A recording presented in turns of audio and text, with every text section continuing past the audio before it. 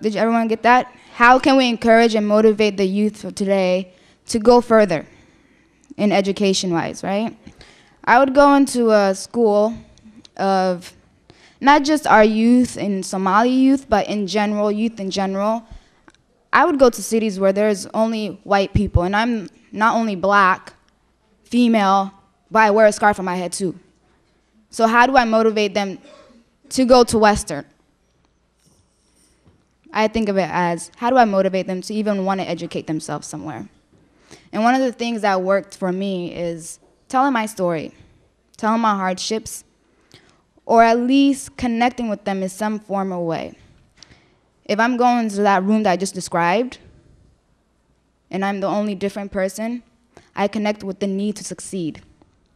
If I go into a room where everyone looks like me, or I have family members in the same room, then I connect with my background. So finding that common ground. When you motivate someone, you have to find a common ground. Why should they listen to you, and who are you to them? So finding the common ground, that's what's worked for me so far. I think a very important thing that we as Somalis should actually start emphasizing, and I'm not saying we don't already, but it's emphasizing education in our households. And emphasizing education in our households means, saying a C isn't acceptable, saying I don't want to see B's on your report card, saying that you can do it, because the youth that I see today, and I will gladly put it out there, I know are smarter than I ever was in high school. And I know that they have the ability to get there and to do rocket science if they want to.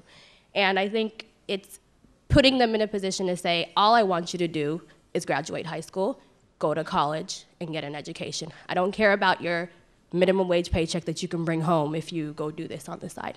And I think the more that we encourage our youth and tell them, these are the goals that I have set up for you. As a parent, this is what I care about, and these are the goals that I want you to do. I think they will look towards that as their job, and they will motivate themselves to get there because that's what their parents have said, and that's their expectation. And if you put your expectations high, each child will strive to get there. But if we continue to allow regular minimum wage jobs, or it's fine if you go to community college, or a B is okay, don't bring home any C's, I think that's when kids start to say, okay, I can settle. And as a kid, I did the exact same thing. If my mom wasn't going to get upset about a B, that's what I do. But I lived in a household where that wasn't acceptable, and I had things to do, and I had expectations. And I strive to meet those expectations, and as they grow, as our youth grow, I think they'll start to make their own expectations that will far exceed anything that we've put out there for them.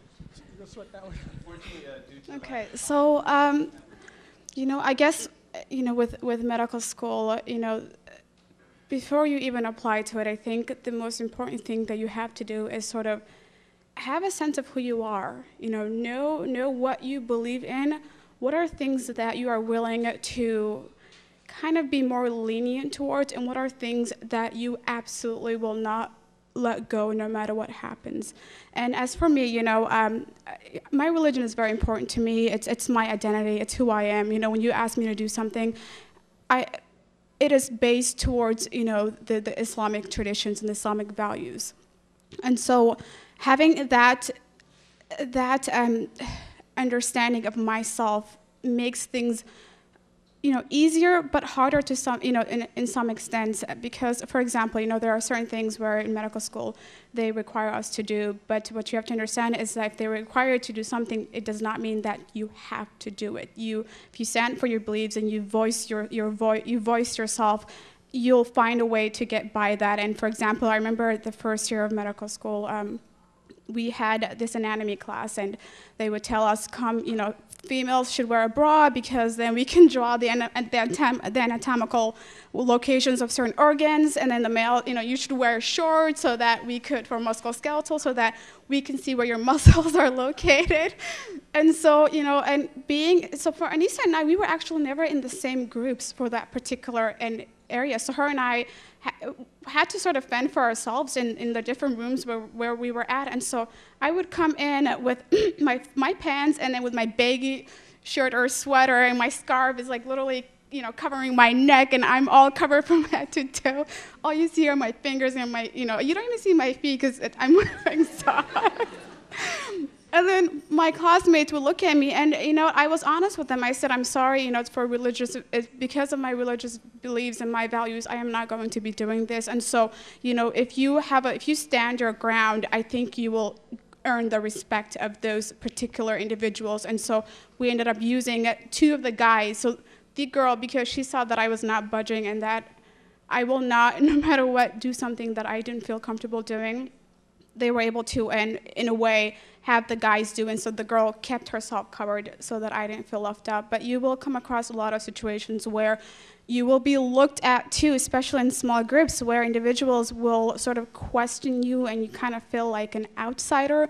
But keep in mind that, you came this far because of your values, and if you get rid of them just because of an instance of embarrassment, or just because you don't want to be looked down upon, then later on when you do graduate, and you do become established and become a doctor, how can you be honest with your patients and those around you and tell them that you should keep your values and believe in what you believe in and follow your religion when you yourself didn't do it? To me, it didn't sit right, and I didn't feel like I wanted to be a hypocrite.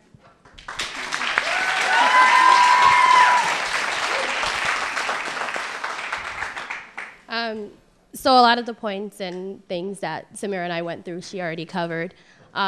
I think personally, when I first got my interview at UW, I think I don't remember who it was, but I said, "Oh my God, I got an interview at UW," and the first thing that they said was, "Well, are you gonna wear your scarf?"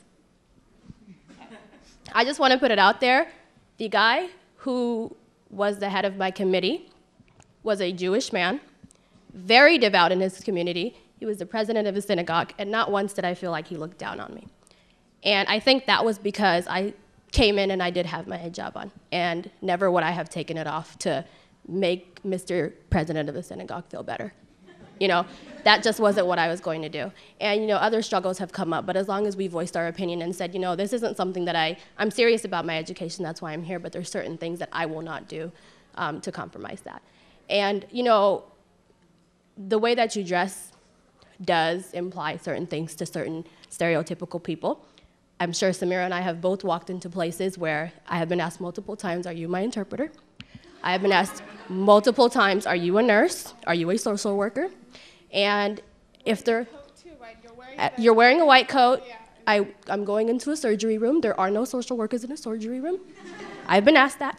And I think if their minds, take them to believe that, that's fine with me, but there are certain things that I'm not willing to let go of. And as long as you stand your ground, I think you will, like Samira said, get respect with that. And there shouldn't actually be a problem. I think what creates problems is when you start to say, "Okay, I'll let go of this thing. Maybe I, will participate in this activity." And then you start to say, "Okay, this I can't do." Then they start to see that you're picking and choosing, and that, I think, starts to confuse them. So that's that. That's a good question, George. We do, specifically myself, I do a little bit of counseling to my fellow Somali students when it comes to getting into college in terms of admission. Sometimes I do some counseling regarding to majors, how to select a major. I get a lot of questions regarding engineering, and I give back to what I know about this field. In terms of actual, physical giving back in terms of education, I did a couple of years ago some tutoring, even though I haven't done the last 2 years much of a tutoring. I used to have a high school tutoring program where I used to, teach math and physics. Those days I'm really, become self-centered and being busy with my own stuff. Hopefully in the future I will go back to the tutoring program. In terms of this community here in Seattle, what I do right now is basically consultation and giving them feedback of what I know in terms of education and school. For me, I'll probably say tutoring, even though I should do a lot more of that. And everywhere and everywhere I go, give advice to anybody who needs it, and motivate as much motivate them as much as I can to seek higher education, especially with the boys. Now that we know that in UW, the majority of the population are girls. So I try to do as much as I can for the boys.